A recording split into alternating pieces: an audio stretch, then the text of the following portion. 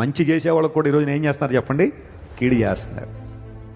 మంచి పొందుకున్నంతకాలం పొందేసుకుని ఆ తర్వాత చెప్పండి ఏదో విధంగా ప్రజలను ఇబ్బంది పెట్టాలని ఆలోచన. ఒకవేళ ఈరోజు ఒక ఛాలెంజ్ ఎదుర్కొన్న ఒక సవాల్లోనే ఉన్నావా? నీ కుటుంబంలో కావచ్చు, నీ తల్లిదండ్రుల నుండి కావచ్చు, నీ స్నేహితుల నుండి కావచ్చు, ప్రతిఘటన ఎదుర్కొన్నావా? కృంగిపోతున్నావు, బాధపడాల్సిన అవసరం లేదో. You are born to be a winner. నువ్వు గెలవడానికే పుట్టావు. దేవుని నామమున స్తోత్రం కలుగును గాక. ఆ గెలుపు బాటలో నీకు ఎదురవుతున్న ప్రతి కష్టాన్ని ఒక స్టెప్పింగ్ స్టోన్గా మార్చుకో.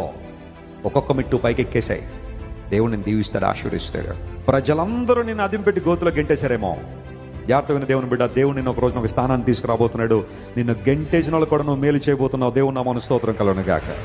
నిన్ను బాధ పెట్టిన వారికి కూడా నువ్వు ఆశీర్వాదకరంగా నిలవబడబోతున్నావు. ఆ ఉద్దేశంతో దేవుడు నేను ఏం చేయబోతున్నాడు? ఆయన ఆశీర్దిస్తున్నాడు. నేను వెళ్తాను ఎక్కడికైనా స్థానానికి, అప్పుడు వీళ్ళ సంగతి చెప్తాను అనుకుంటున్నావంటే నీ ఇంటెన్షన్ అంత బాగాలేదన్నమాట.